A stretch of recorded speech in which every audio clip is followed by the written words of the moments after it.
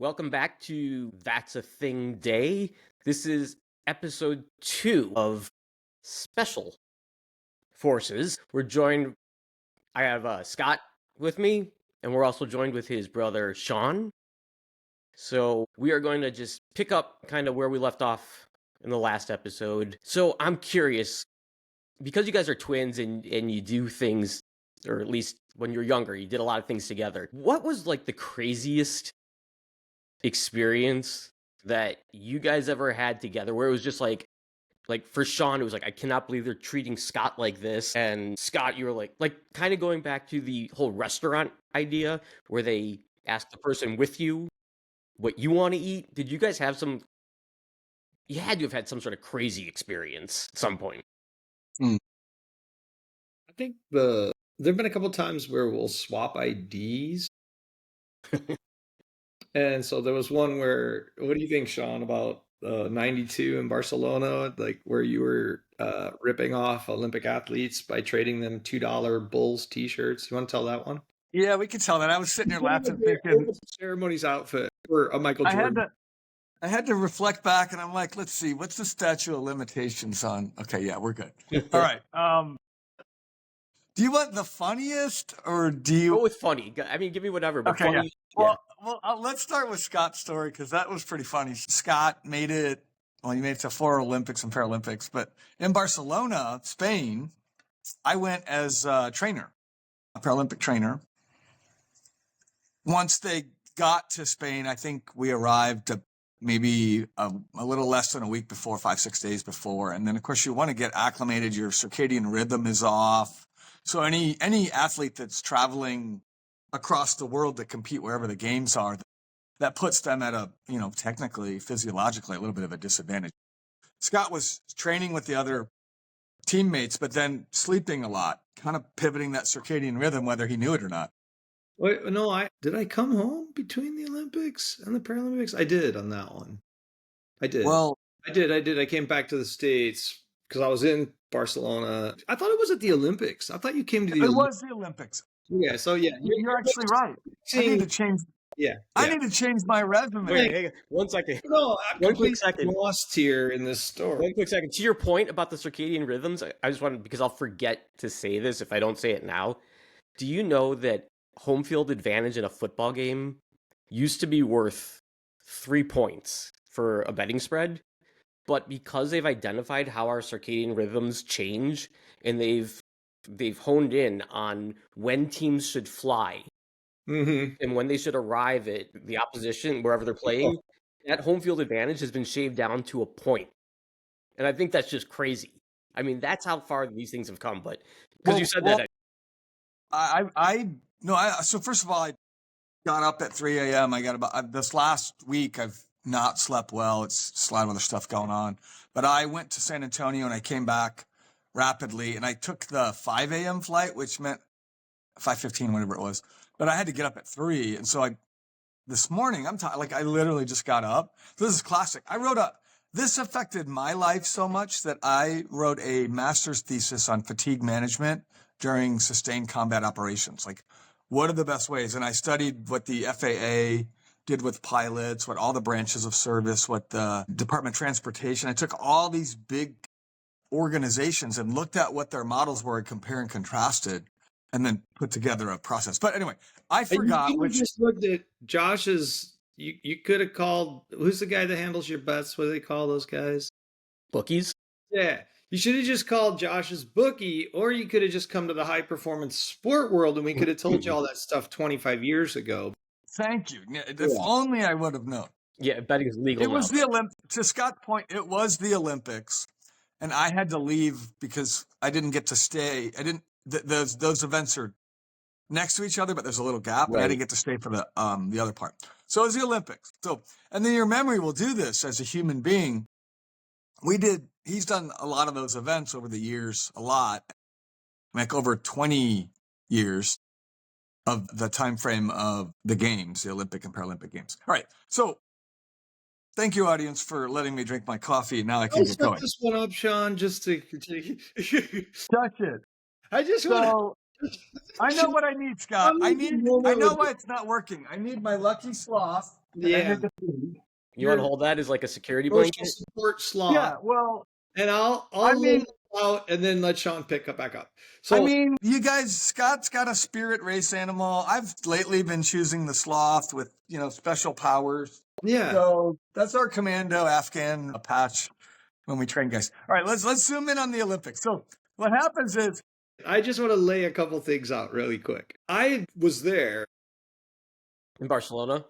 Yeah, I was there, and it was ironic because like the United States Olympic Committee's known this whole circadian rhythm, like you got to get the teams in early on time. And we went down to the team send off, and then it depends on which sport you're in because you might be competing earlier into the 2 week time frame, or middle or late, or you might have a sport where it stretches out because the nature of that sport, there's a lot of qualifying and breaks and things. So we were sent down to Tampa for the team send off, and it was there were 2 men and 2 women that made the events that were in the games. It was just 800 for women's and a 1500 for men's. So straight, you've already qualified for the final. So like you're the top 8 in the world at that point going to the final. So which is relevant because they're sending over a team of, I think at that point it was like 400 Olympic athletes, but honestly, Josh, maybe 100 of those are going to make it to finals, right? Right. Yeah. So we're already like in a final. So ergo, more serious, more likelihood for to be medal contender. And they're like, there's some, I mean, used to do a great job with games prep, it's called, and they do all the travel and the uniforms and, yada, yada, like where you're going to stay in the Olympic Village, which is a lot of negotiating that goes on. I don't know. Somebody was trying to get their girlfriend in, some coach or administrator, or who knows, like what, but all of a sudden the day before we're supposed to leave, they're like, oh, we don't have enough beds. So they told their coach. In Spain or in Tampa? In Tampa. We're down at the send-off. Like Rochelle had our little town. 100 people at Rochelle came out and like, you've already gone and like you've had this send-off and everybody's like, go get him, champ. And then they're like, well, change of plan. We're gonna send you guys over the day before your event. Oh my God. And so like anybody in high performance knows you might as well not even go, because our time zone change was even worse. Sometimes if depending which way you're going, right, it has less of an effect. And so I'm like, yeah, that's not going to work. And they're like, well, we don't have anywhere for you to stay. And it's like, that's fine. I don't care if I have to go and sleep in a park. I'm not flying over the day before. So there was a bunch of negotiating, and there was like pressure getting put on. They actually sent our coach home, which was Marty Morris again. We talked about him in the last episode. And we were able to make some phone calls. Sean and I were doing a thing with Visa. It was called the Friends and Family Program. They had like this whole promotion and advertising campaign around that. And so I called this guy, Brad. Boy, Brad, what's your last name? I don't remember now. It's been 30 years, 40. And so it's the 30. 30. Yeah, we don't need to do the math on this stuff. I don't need to be reminded. Yeah. Let's keep going. So they were like, look, yeah, we'll hook you up for a few of the days. And I'm like, I'll figure it out. And then the other athletes were like, well, yeah, I don't want to go either. I'll sleep in the park, or and then they were finally like, they figured out how to stick us in a training camp in the south of France where a bunch of the Olympic track and field athletes were going, because they don't even want to go to the village because the village is super distracting. You're there to like win medal. Right. You're not there to play games and trade pins and. Well, that's not true, Scott, unless you're an identical twin. Right. So here we are. I was saying that I was sleeping all the time because it's like you can't get distracted. Basically, Sean's on the outside of the fence because we don't have credentials for him. And I'm like, look, I already did my training, my workout. I'm going to bed. And we would go to the outside of the fence and I would pass my ID through. And Sean's like, I'm here to make money off of all the third world nations I can. Sean, not true. Go. Okay, that is, first of all, that was right. Well, the beauty of this and it wasn't 40 years ago. Age is affecting your memory. But so what happened was there was this movement up to it, and it's really ironic to me now as I reflect back on it. And it was what we call Murphy's Law in the military or business or whatnot, where things can just, they're on the move and it's sliding left and right as you're moving toward an objective, right? So here these folks are, here these U.S. Olympians are just trying to stay in the zone for the thing that they've trained for years and years. I mean, the dedication, 2-3 practices a day, year-round effort for years. And then now there's like, where are we staying? I mean, come on. And for all the audience listeners, this sleep thing is so important for whatever you're doing in your life. No, it is, Scott. I mean, we didn't even talk about what we didn't, by the way, we don't know what we're going to talk about thanks to Josh's podcast rules of engagement. But Josh is about to break his podcast rules because Josh forgot to charge his laptop and I'm getting battery warnings. Hey, Sean, so your phone. I'm listening. I'm just turning my camera off for a second and getting a power cord, but keep talking. I can't believe I did this. All right, let's get into the story. Let's get into it. So we show up in Barcelona, you get settled, and you begin your training track events. And I got to go to some of those. I forget how I got in. I mean, it was in Spain. The security was really high. I mean, they had more security with their military and their law enforcement everywhere. And they were dressed to the hilt. They were not messing around at those games. And I remember watching it. I'm thinking, wow, this is not your average major league sporting event or whatnot kind of venue. And the security fences and the corridors to get in, it was impressive, I thought, at that time in my life. And I still think it was really impressive. Yeah, well, they had this thing in the 1972 Munich games in Germany where terrorists. So yeah, from 72 on, the Olympics has been one of the most secured world sporting events there is. Yes, I am. Yeah. Oh, I was in the military. Yeah. Yeah, I'd been in since 87. Okay, I'm sorry, not enlisted. You haven't deployed anywhere, had you? No. Okay. I was in college. We were at the last year of college, right after college. I had been through basic training in AIT. I was very familiar with my tradecraft in the military, which at that time in my life, I was an infantryman. So remember the old Rambo movie, that M60? I carried that. He wanted to be as big as me. Did you shoot it with one arm? Did you hold it with one arm and just shoot it? No, I'm going to tell you right now, that's not how that works. I love watching that in movies when they do that. No. For all the audience, good luck with that. Yeah. That's a big firearm. All right, so we get to the games. It's this surreal event, all these, the nationalism, the flags, the pomp and circumstance, and we're maneuvering through the housing. And so Scott's training. And he is in that zone, right? And he's like, I'm gonna nap. And we're like, yeah. And so I'm like, well, how about I borrow your ID? And so I did bring a bunch of Americana stuff because I wanted trade items, Josh. I wanted to trade. Yeah, no, I wanted to trade. And I'm like, for the Indians, whatever. But I had this intuition. Here's my lucky shirt. I didn't have my lucky slots at the time. And I kind of figured, people probably trade at these things, right?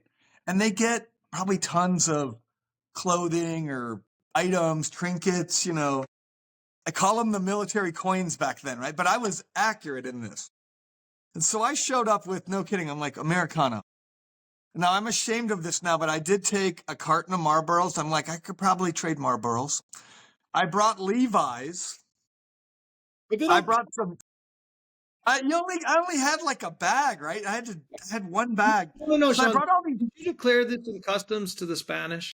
Yes, and I bought Michael Jordan T-shirts from. What was the dream team? Was there? Yeah. Yeah. That was the height of the NBA. Yeah. And let me tell you right now, speaking of I should have been a stock trader back then. Boy, did I hit it! I had people. Scott married Debbie. Debbie's from Ireland. And for 30, all these years now, Debbie still wants my Irish Olympic T-shirt. That's true. Still. Yeah. She's always trying to get it from him. But didn't you like trade So I would take this idea. your entire opening ceremonies outfit for some it was like an absurd trade to his point.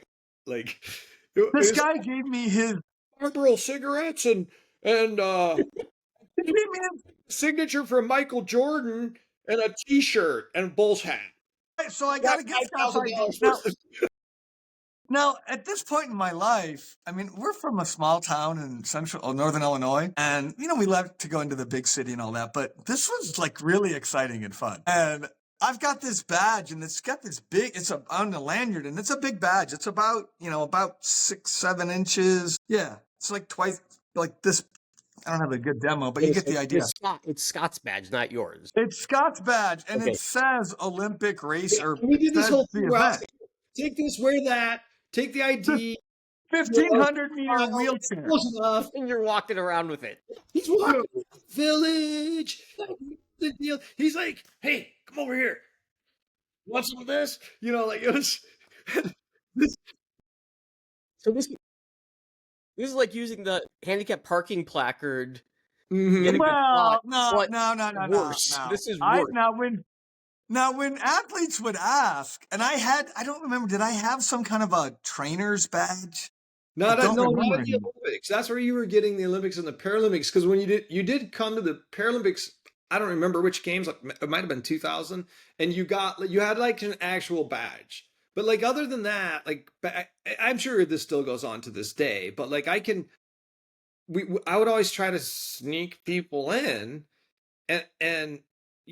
Yeah, like crazy story at the World Championships in Sweden one year when Debbie came, and I was actually a trainer. I helped. Debbie didn't help train. Hilarious story. It involved the Secret Service of Sweden.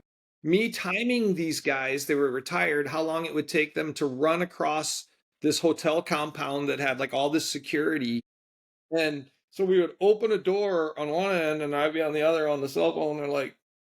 Or then they just walk off, and then these guys would all like run across the complex, and then I would open on the other side and let Debbie in. We had to do that every time we went in and out. And she was like, when you said that you had a hotel room for us, this isn't what I was thinking. Don't worry, I've timed all this out. We're good.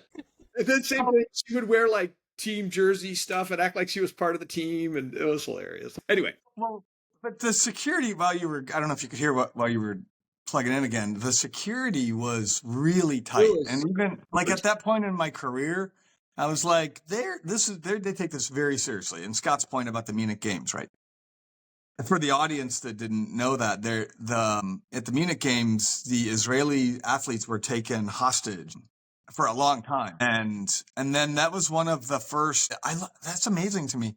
That was one of the first high profile special operations takedowns. Yeah. Mm-hmm. I just got back from that event, and I pulled my. I would have just gone and been like, let's have. You mentioned 3 cups of tea, which there's a backstory to that one. I'm not crazy about that. It was a decent read until later on, but I would have gone in there and offered these guys tea because it's kind of a Middle Eastern thing, and just laced it with like 20 grams of mushrooms, and then we would all just come out singing Kumbaya. They didn't need to go and blow the place up and shoot people. That's the very special forces that I see in the future. Okay. 20 minutes in, I still don't know what this funny story is. Yeah. I mean, maybe the story wasn't as funny because it didn't have, like, there's been so many events. You ask about kind of like injustices or like where something had happened to Scott. And I mean, certainly there's been a lifetime of things where you're like, really? Like there was a parking event in Atlanta one time where we were doing an early morning breakfast with friends, and we couldn't, and it was a really steep drive. The restaurant was up here. There was a little bit of parking, including some handicap, and then there was a drive down and then a bunch of parking down here. It's in Atlanta where it's hilly. And these folks on motorcycles had parked all their motorcycles in the handicap spot. And and the other gentleman with us and his wife, he has even more, he's a higher level injury. Higher level, got a lot of upper arm loss, like mobility loss. So getting up a hill like that's really hard. And then I forget if it was bad weather, but man, when the weather's bad in Atlanta or icy, that's even worse, right? So we lumber up, we're like pushing people up this hill. Like, I got help, Jack. I'm not kidding. It was like crazy incline. And we get all the way to the top and we're like, oh, motorcycle. So then we get inside and we're waiting and we get seated. I don't remember if Debbie said it first or if I did. And, a lot of times when people go quiet, and I finally, one of us, and I think then we all chimed in. I certainly at one point did, and I know Debbie did. And we just said, well, we're trying to we haven't even gotten coffee at that point. Like, what can I take your order? And it's like, we're glad to be here. It's a great breakfast restaurant. We've come here before, but can you find out who's parked there? And ask them to move. It was pretty obvious. It was the table of like 8 people with motorcycle helmets sitting on the table. But Hell's Angels jackets on. Well, this is in town. Yes, to your point, it was like, do you want to kick the bear? Yeah. I was like, let's the management handle this one. I don't remember what happened with that though. I do remember. I remember.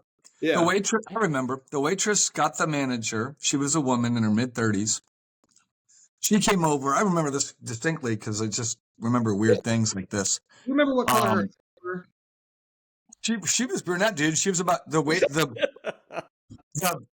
manager was about 2 inches taller than the waitress. The waitress was younger. She was feeling a little awkward. And I remember this manager looking at our table, and she looks at then she was at the window at the motorcycles, and then she turns and looks at the table, and she does one of those. She says, "Yeah," and she mustered up the courage. And she's like, she went over, and she basically went over and said, "You guys need to move your motorcycles." How did they respond? They weren't appreciative. Probably not. Yeah, people generally don't take kindly to that, which blows my mind. Like, yeah. I mean, that actually leads me to another question. Like, do you get protective of Scott? Could I give you one quick, super funny story? And I'll do it. Yeah. We'll come back. That one wasn't as funny. Yeah. I mean, that was funny, but we got sidetracked a little bit. I mean, the funny part, just to sum that story up, here's the funny part. I made the Olympics, went there. I went back with like 2 stupid Finns from companies. On goes to the Olympics and came back with like a dragon's hoard of trade goods. And I remember like, something went wrong here, like I was like, how did this happen? So here's one of my favorite stories. So Sean's down with 7th group in the Panhandle of Florida, and they do all their training in this place called the Yellow River Preserve, and it's like a huge swamp. And yeah, there you go. And it was winter. I don't know. It's January. Yeah, it was January. So it was my daughter's. Yeah, my daughter had like a week off. And so Sean's like, come on down. I think my daughter at that point was maybe 12 and Olivia was like 2 or 3. That's good, Scott. 3. Yeah, 3. I was looking at Sean like, man. And so Sean's like, I think what we should do is doing a winter camping up in the Yellow River. I was like, that sounds cool. How are we going to get up there? He's like, don't worry, we'll take my John boat and we'll go upriver a few miles. And so we've got the dogs, we load the girls in, and we had to back the John boat in. And so I'm in the boat with the girls and the dogs and the food and all the sleeping gear and stuff. And Sean, by the way, I want to be clear. I don't own a boat, never have owned Explain one. what a John boat is. A John boat is like a flat-bottomed boat, and metal. They're, it's probably 14 foot long, 4 feet wide. They're not big boats. I mean, they come in sizes. The keel is pretty narrow, so they're designed for riverways or lakes. They're certainly not designed for any kind of thing with chop. Okay. And they're small. They're not. This is not a big boat. It's got an outboard motor. The motor's on the back end. It's got a big outboard, so the weight is all here. Yeah. So, Josh, have you ever seen that show where the crazy guys like down in Louisiana go out and they hunt alligators? Yes. That's a John boat. Okay, got it. So, yeah, for anybody that hunts alligators listening, you have a big audience of alligator hunters, from what I understand. Exactly. Yeah. So, oh my God, there's another one that now we're finish this one first. Yeah, there's actually a alligator hunting story that, if we have time, we'll get to, that Sean and I were in. We didn't have a permit. No, statute of limitations is up. We were fishing. Clearly. The fish weren't biting. We were not hunting. We were fishing. Anyway, so Sean's back in the boat, and he's the boat expert. He owns like 9 boats. And so if you Just go count with all it. the broken ones over the Well, Just that's go with fair. it. It's Yeah. a better story. And so we're going down the boat ramp, kids, me, dogs, all of our gear we're going to need for winter hunting. And Sean's back up in the truck, and then what? The boat is hooked onto a cable. Because I was like, "Hey, dude, like, what happened? I don't really know how to drive." He's like, "Oh, don't worry, I'm going to leave the cable on, and then I'll pull up, and we'll get you over tied off, and then I'll pull the truck up and park it somewhere, and then woo, we're off to the races." So there's a few steps in there, right? Mm-hmm. So here we are, we're sitting in the water, kind of floating on this cable thing, and I'm noticing the boat's filling with water.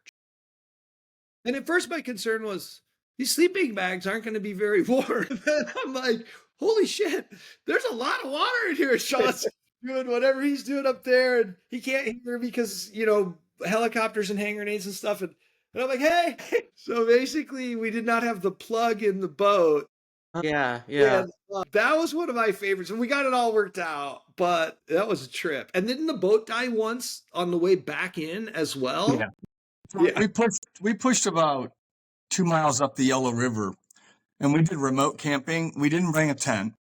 It was below freezing. It was training. And yes, With my your daughters. twin brother did not know to put the plug in the boat.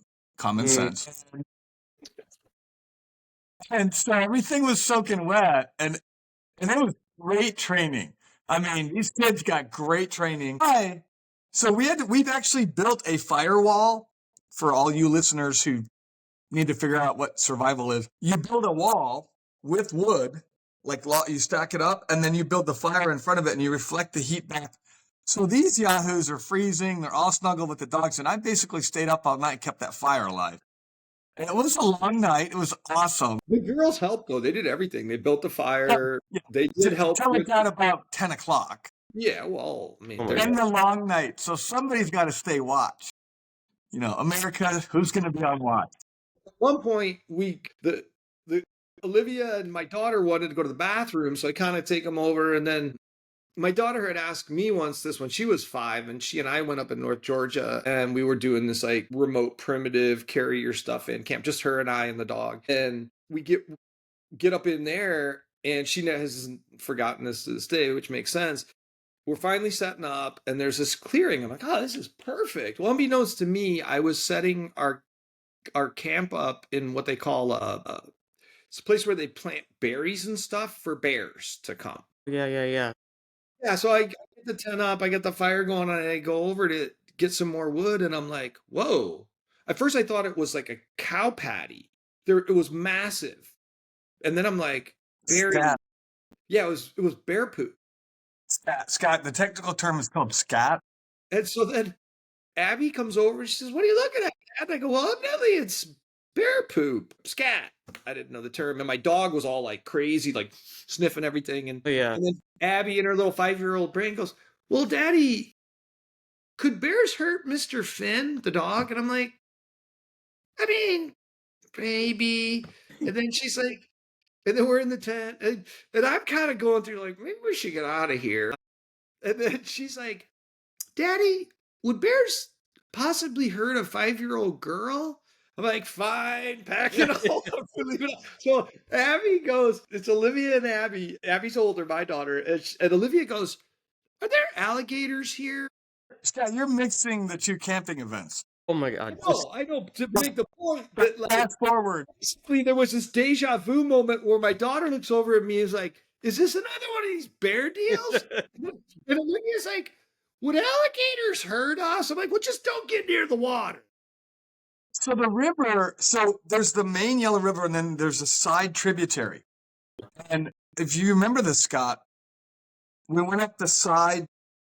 I mean, we checked out a couple of places, and then we're going up this river for anybody that's going visits the Yellow River. When you come from the west side of Eglin, there's a boat drop. Yeah, everybody, get out your pencil. No. This is. Do you remember, Scott? There was a monument in the middle of nowhere to some naval special warfare, an individual that had died on night ops, river night ops. And there was like, we come around this winding creek, it's getting more narrow. And there's like the classic Navy, a flag, a solar light on it, and a tribute And these guys come and they clear this every year, and it's a tribute to this man that passed away. So when we were looking for the campsite, I'm like, oh yeah. So we went a little bit further, and I had to find a place that would let them be easier. This is a river. Yeah, so like we had to get the So wheelchair. how am I going to get Scott out? And like, so to Olivia's point about can the alligators come? So I find this spot that's got a nice incline for Scott to get up and down. And I'm just like, hope Yeah, the gators aren't out now. Okay, 2 points. 2 points here. One, people in wheelchairs should not camp. Okay, that's just like one of the things we should not do. Two, No, my you idea of should camping. camp. My idea of camping is a hotel that doesn't have room service. Okay, that's camping in my world. But I want to go back to like the idea of like Sean. Do you get protective of Scott in certain situations, like the parking thing? Like, do you? I don't feel like protective. I mean, Scott's pretty independent. I just get more looking at kind of the bigger picture, and then obviously anyone, if their loved ones are really being threatened, you have concern. I mean, that's our fundamental driving force as loving humans, is to care about others, and particularly our family, right? But I haven't had, and there's been a time or two where some things have popped up, but Scott's pretty independent. So Well, that's my follow-up question is because like I know in my family, my parents my dad passed, but my parents have always been very protective of me, and it drives me nuts. Like I don't need that. And so the helicopter parent, I think it gets accentuated when the child has an injury. absolutely. So that's where I was. Because My they've follow-up already had question, an injury, right? yeah. So my No, follow-up no, question is that gonna be to makes Scott sense. is Yeah. how do you feel if and when that I happens? think with Scott, he's always still been Scott. Like his answer was, it was never, I can't do this. It's like, how can we figure this out? Sure. Like Yeah. he was still riding snowmobiles. He does things that arguably, as we get older, you might want to dial back a little bit. I mean, he's still out there doing it. The one, I don't like the word disability. Speaking of like, do you like the word thank you for your service? Mm-hmm. I think there could possibly be a different term we use because there's a lot of attachment to that term. Mm-hmm. It's What up. do you have? What do you have with your current abilities? Like, the older we all Long get, phrase. That's a long phrase. we get injuries. So there's got to be a way to put a little more grace into that term, or Sure. change the term. Sure.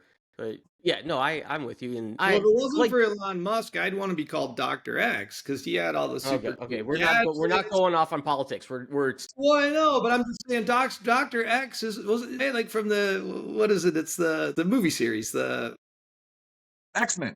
X-Men. oh yeah. Yeah, he's in the like he's got the he's disabled, Josh. That's where I was going with.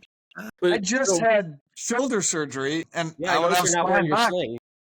oh yeah, it's here. Well, I couldn't get my bag up Good to in carry the. it. It's a good thing to have I your couldn't sling get my bag up in the thing, like one-handed. Think about picking a bag up one-handed and like trying to shove it up in the airport, in the airplane. And I'm overhead compartment thing. like trying to get and yeah, it's just funny to me. Not funny, that's the wrong term. It's awakening. The more and more injuries we get, like as I get as a human being, and they don't, in life, you're not, like you injure things mechanically, they're not going to heal as well. They're going to heal. And so the more and more injury, and everybody's going to get some injury, inevitably, when they age. It just awakens me as a physician and a human being more and more to these handy-capable, I think, is a term we've No, I hate used that word. jokingly. I know, right? I knew that would just set you guys off with fireworks. Oh no. So it's funny when you were just talking about that with the overhead compartment and going back to Barcelona. So I'll share a quick travel story. This is great. So I think I was on a USA basketball team, and I don't know if we were in Spain or Italy. And one of my teammates, Chris Lenzo. Do you know Chris? Oh, Chris, Okay. yeah. So Chris is He's a double amputee at the up high on his thighs, and we're on a plane flying somewhere, and we're friends, and he goes, "Hey Josh, watch this." He climbs up into the overhead compartment. Okay, he gets in it, And he grabs the door. He goes, "Call for the flight attendant and ask him to get your luggage down." And I'm like, "Oh God!" And so he closes the door. So I call for the flight attendant, and she comes, and like we're waiting to get off the plane. And I'm like, "Dave, would you mind? My bag is up there. I can't reach it. Could you get it?" And she goes, "Yeah, no problem." She pops the thing. Chris is like laying on his side with his like this. Hi there. She screams so loud. She's scared out of her mind, and we're dying laughing. She's like, oh my God, we have to do this to the captain." And I'm like, so I'm like, in my mind, I'm going, I don't know that I want to do this. But Chris is like, yeah, for sure. He closes the door, and she's like, I'm gonna go get the captain just to come back and say hi to you guys or something. And I'm like, I'm not fully. I just want to go on record. I'm not fully on board with this. So the captain comes back. And he's just sort of talking to me, and I don't remember what was said to get him to open that overhead compartment. But he does, and Chris, same thing. Hi there. This guy is scared so badly, he stumbles backwards, trips, smacks his head on like the side of the plane, knocks himself out cold. And I'm sitting there going, oh my God, we're going to spend the rest of our lives in a Spanish prison or wherever we were at the time. But sorry, I didn't, when you talked about that, it all came back. I was just like, yeah. So did you stick around, or did you just have him get your wheelchair and roll? I'm like, get me out of here now. I crawled off the plane. I crawled off that plane. I'm like, I don't need the wheelchair. I'll just crawl. I'm good. That's a hilarious story. I hope the guy's okay. And wow, prank's gone bad. That could have been terrible.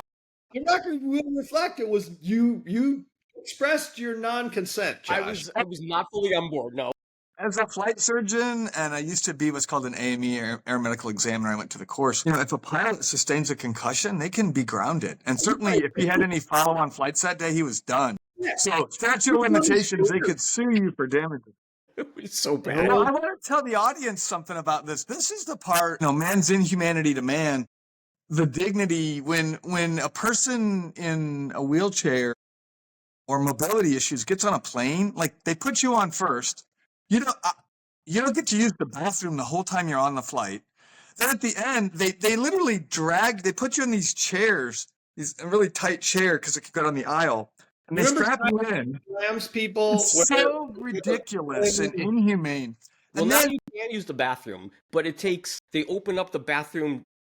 The whole bathroom opens up on a lot of these planes now. And then there's a curtain. Depending what kind of an aircraft.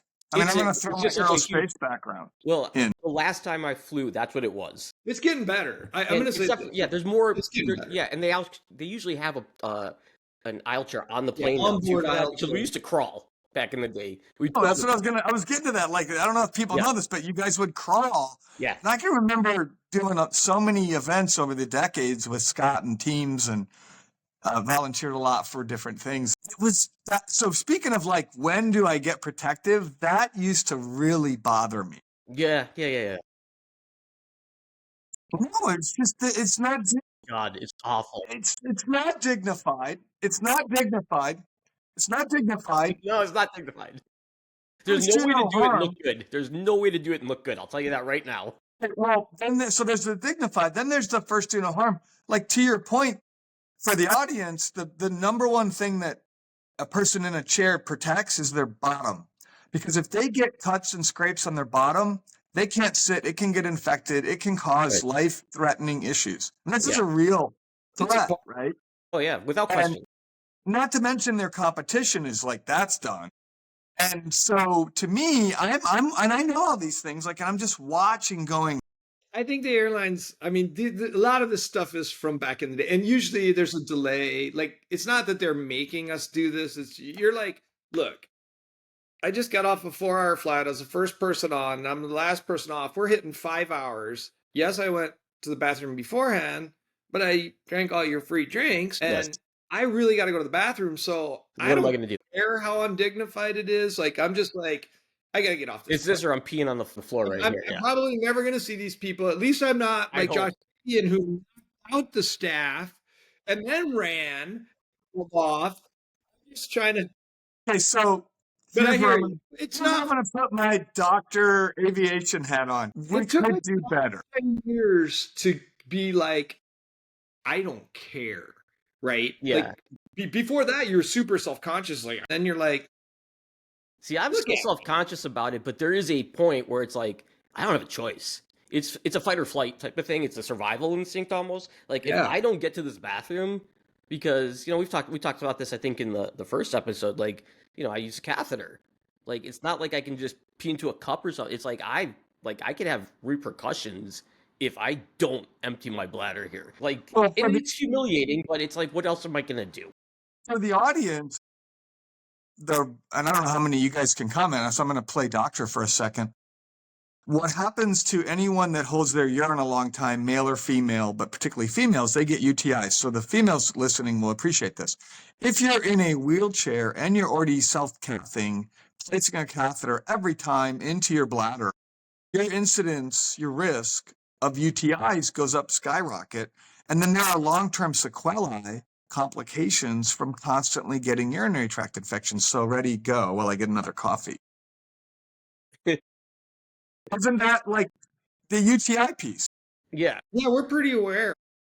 I know you're aware. The audience, so it's not. I gotta bring this back from the UTI discussion, which don't get me wrong, I'm always down for a good UTI discussion. Yeah. I want to move on. All right. Well, it was the dignified. You started this, Josh. You asked the question. That's You true. I asked the did. question, Fair what enough. bothers me? What bothers me? Do I feel, does it ever make me more protective? What bothers me is the lack of common sense. And this is America. We went to the moon. We can't come up with a better way to move Americans or anyone in the world on our aircraft as a system. Like, I think Howard Hughes, when he founded Boeing, would be like, we could put a little more effort into this whole move the people.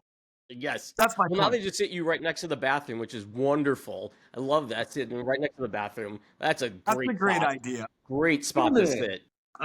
Anyway, Anyhow, we'll come That's back. brilliant, Josh. Like, they should reserve that for elderly people, you have people any pregnant idea how people. bad it smells back there? Like you get a guy walks out of the bathroom and is like, "Whew, I wouldn't go in there," and you're like, "Oh, great, stick."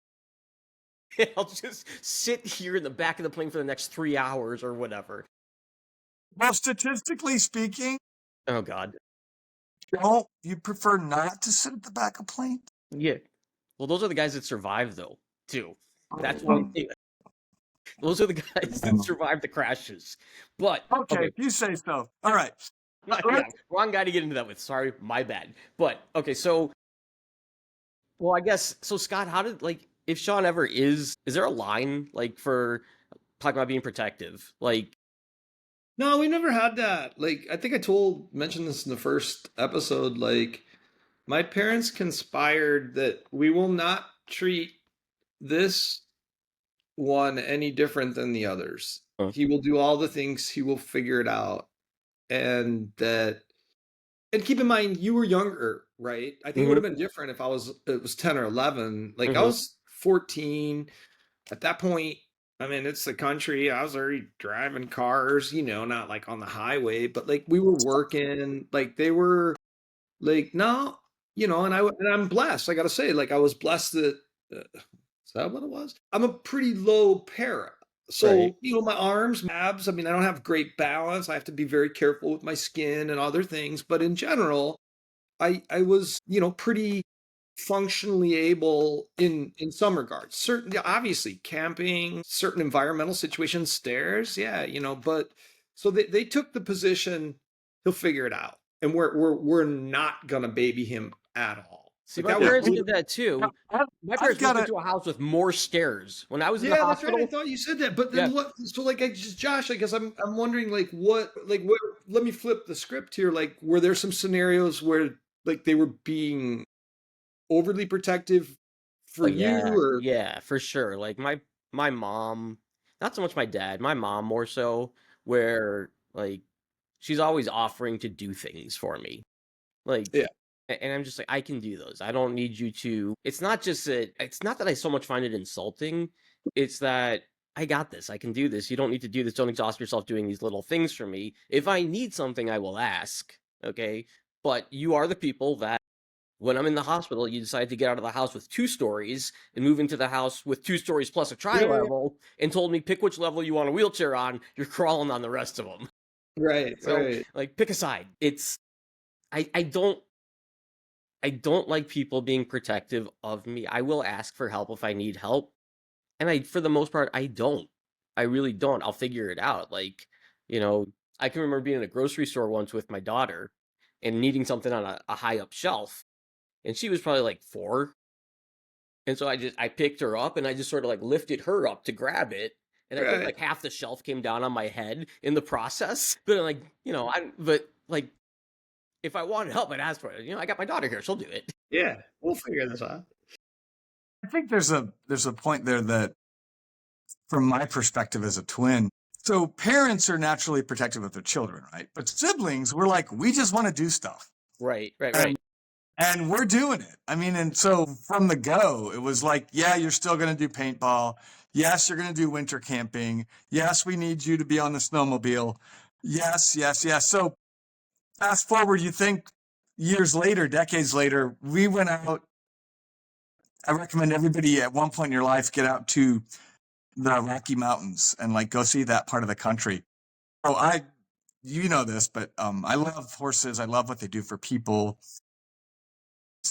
As an animal, I don't want to go down that sidebar too far, but I do equine therapy with people, and so we had grown up around them, but it was work, right? So Scott always still had chores, and it was like, you're still going to have work.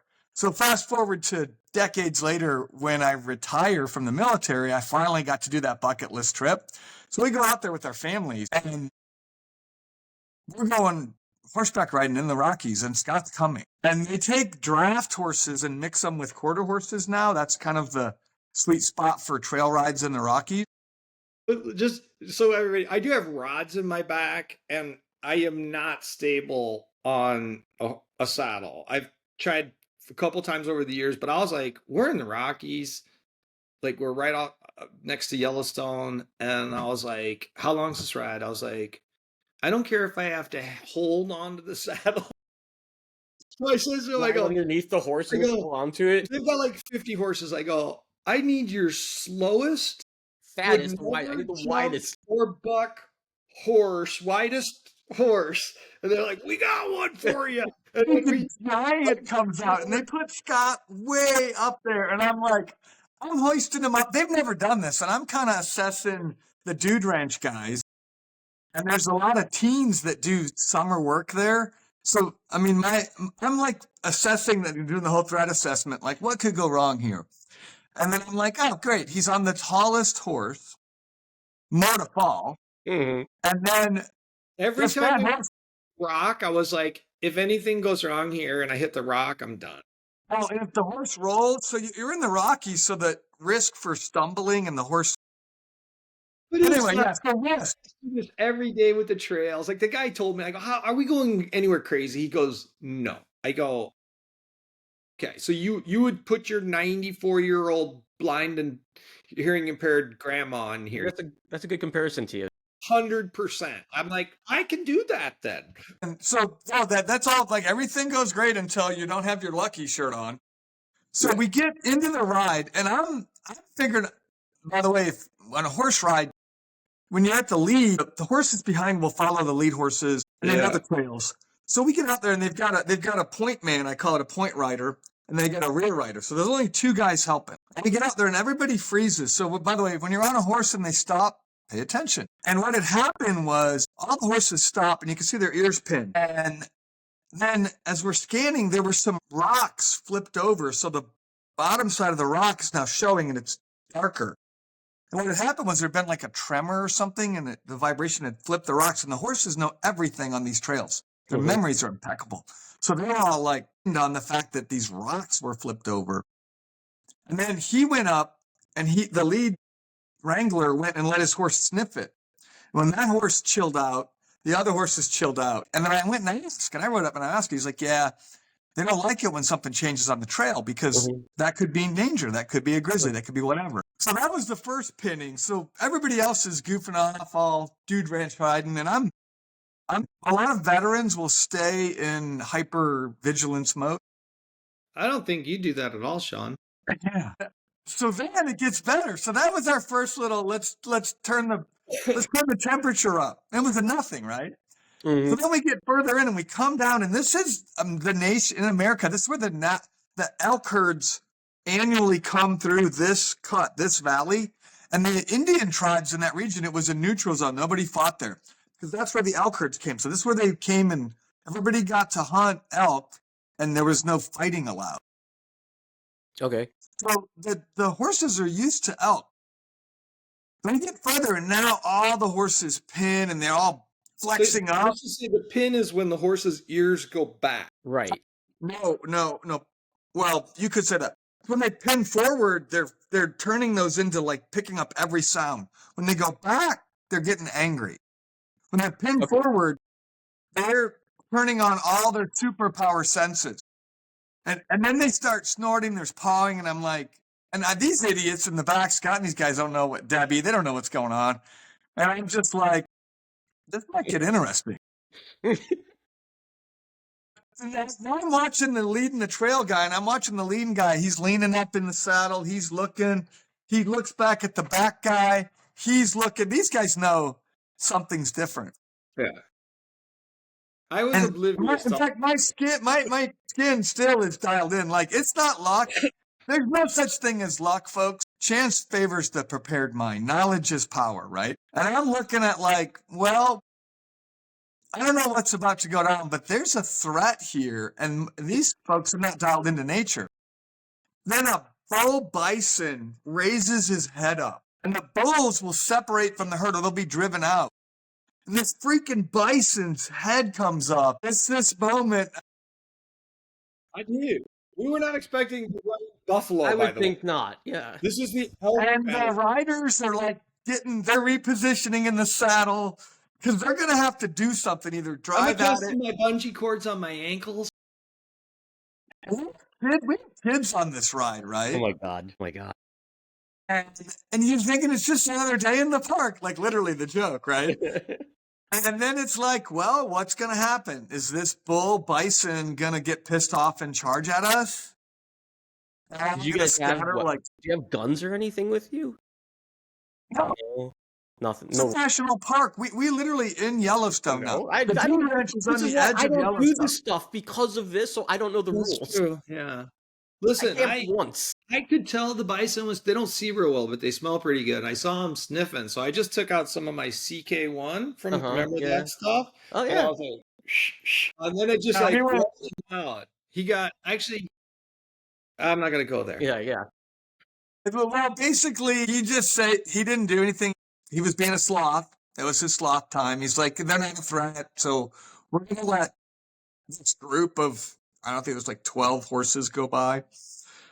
And so it's funny you mentioned like this threat thing. Like, I think the lead rider did it first, to your point, as I recall. He kind of went through. He stayed point. By the way, if you remember the Scot. So what he did was he got between us and that bison. Us and the bison. And then the bison was kind of posted. And then so the bison's over here. He posted, and the rest of us went by. In fact, I think I was number 2. Yeah. Because they always ask, who's got riding experience, And then they put you on the horse named Diablo or something. You're like, really? Do I have to get on Diablo? Diablo's good. We're just now training him. Don't read into the name at all. Yeah. I've been, by the way, that's not a joke. I've been on horses named Diablo, Lucky, Bucky. I'm like, Bucky? Seriously, Bucky? Couldn't give us a better horse name than Bucky.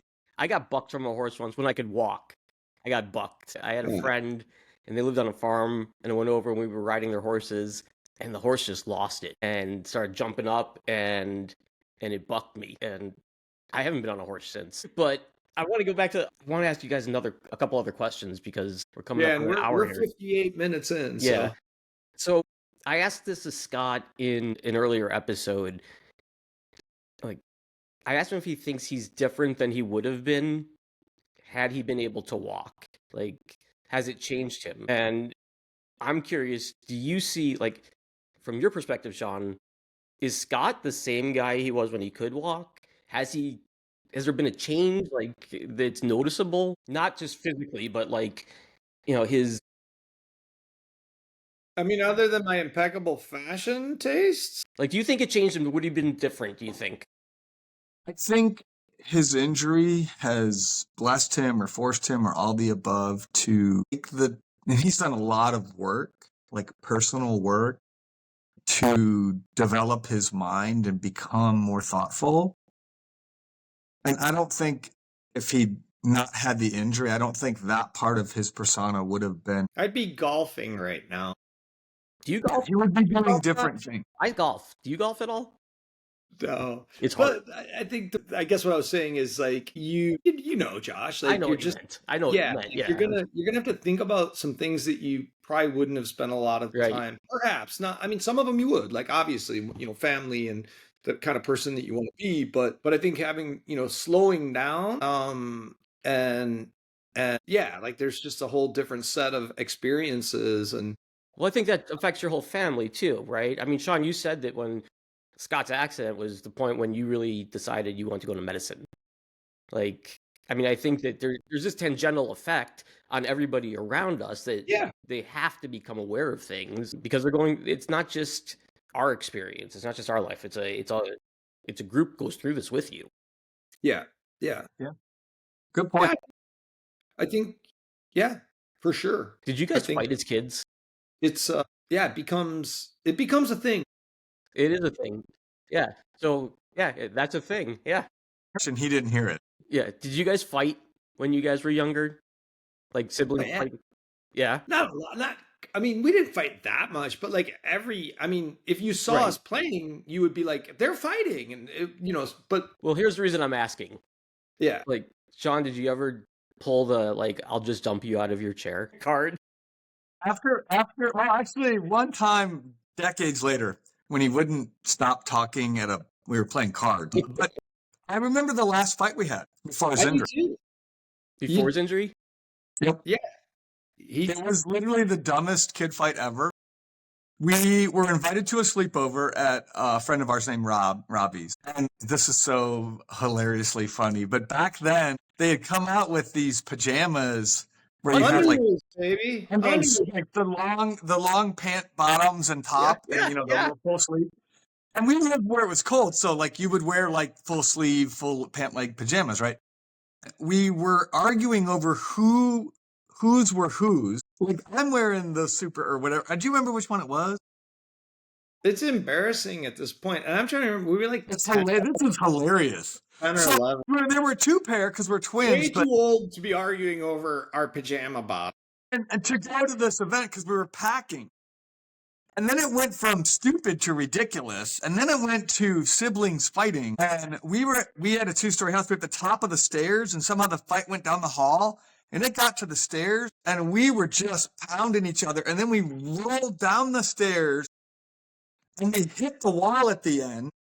And we're fighting, and then we're literally like smashing each other into the floor and the wall.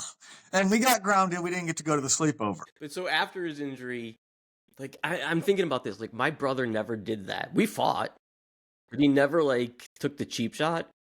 Other people have, but my brother never like. But that's what I would do. I'd be like, "Yeah, screw it. I'm just gonna dump you out of your chair, and this is over. Like I'm done with you. I don't need to put up with this bullshit."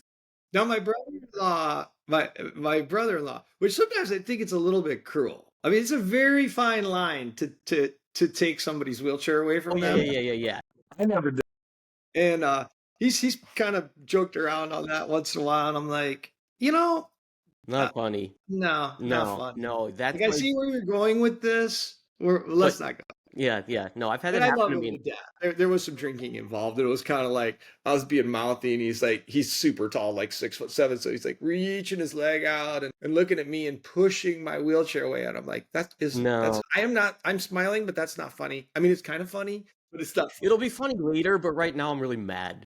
So, all right, so we're just about out of time, but I just want to ask, like, I guess one last question. Sean, do you ever use Scott's wheelchairs and do things like my family? Like, here's a great story. So I'm in the hospital after I don't even know what for, and my dad's sitting in my wheelchair, and my dad and my brother both learned how to use a chair pretty effectively. And Scott, you might remember, my dad would actually jump in a chair at practice, at basketball Yeah. practice, and play with us. And so my dad's sitting there and he's like doing wheelies in the hospital room, and the nurse comes in and she's like, you better be careful. You could get hurt. And my dad's like, please, I've been doing this for years now. I know what I'm doing. Soon as he says that, he flips over backwards and smacks his head on a radiator that's in the room. And I'm pretty sure he was concussed. But Yeah. do you ever jump? I mean, have you done stuff in a chair? Like, I think you said you did a race.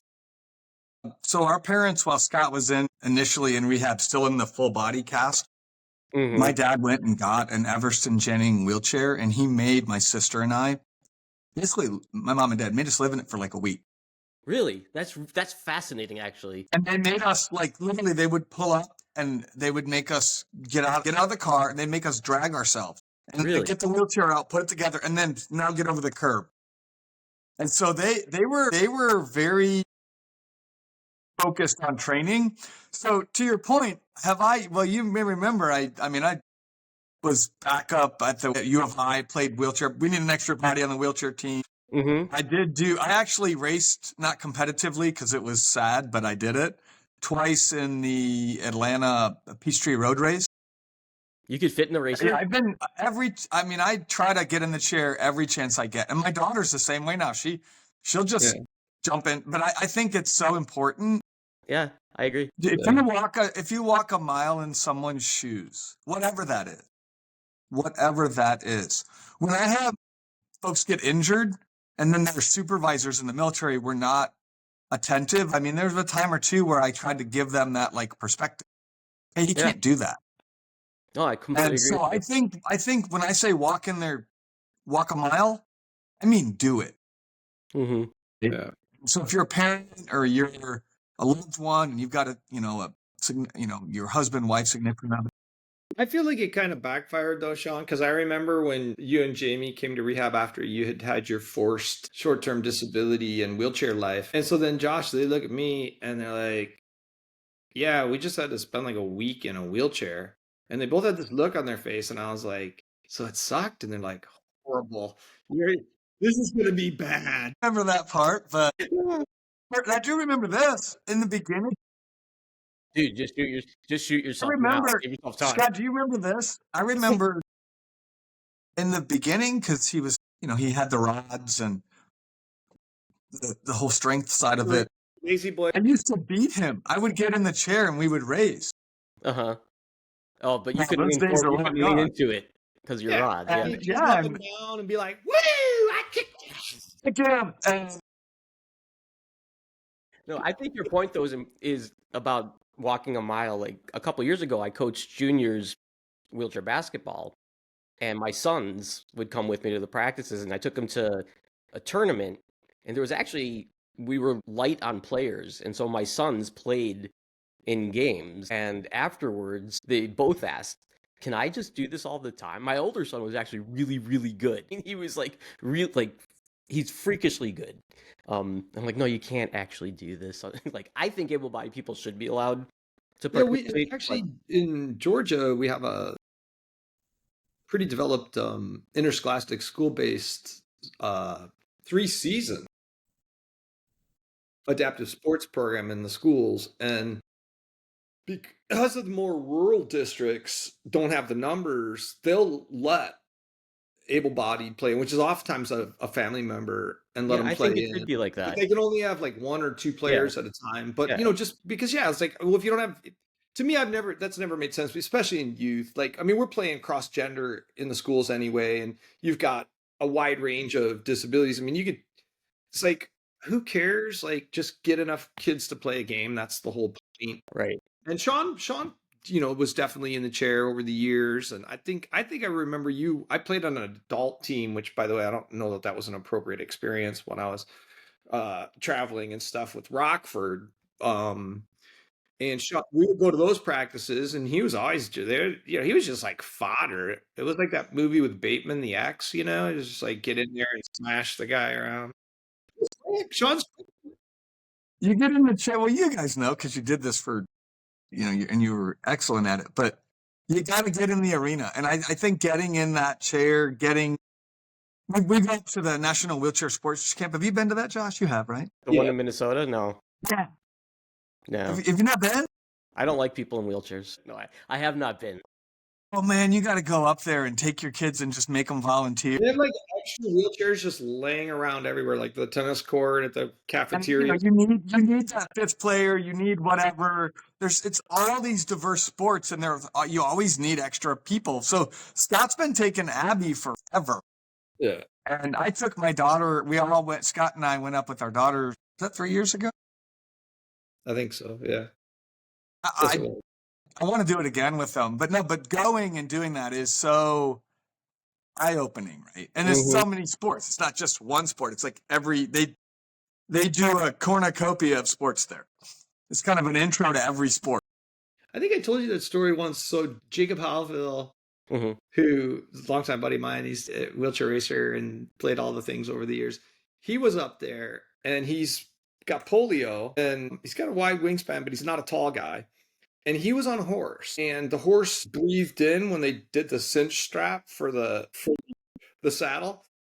And then once the horse person went away, lets it out. So Jacob's riding, and they're on a ride. Luckily, this was a super lush, like thick hay field with grass.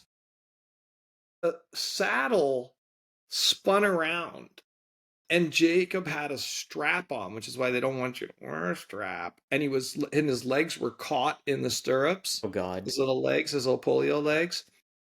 And I'll never forget it. I had this, across the horizon goes this horse running full bore. It got spooked with little Jakey bouncing up and down in between the horse's legs. I didn't get smashed. I don't even know how it happened, but that was the funniest. I mean, we covered some horse stuff there. It was the best. So almost all horses will do that.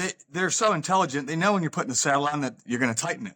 So they'll just blow out and hold it. And then this happened 2 weekends ago. We had all these brand new interns from learning about equine therapy. We brought a group of interns out, and they had never been around horses. It was a crash course in natural horsemanship, in 101 saddle. Everything was crashed. And this horse, and that's why I have this sloth, by the way. I literally will take stuffed animals and we'll demo it, and we'll tie the animals to it. And we did team competitions. We had an alien and a sloth. And then at the very end, we're doing the photo, a little quick photo op with all the people and all the horses saddled up. And this girl goes to step up in the saddle. And I explained to him, like, you always shoot straight up your center of gravity, because if you just put your leg in and pull on the horn, that saddle's going to go boosh. Well, she does the classic boosh. And I mean, I already explained this will happen. And it was like clockwork, right? It happens because the horses really are not interested in you tightening the belt down. Yeah. And we also do it, you have to desensitize horses.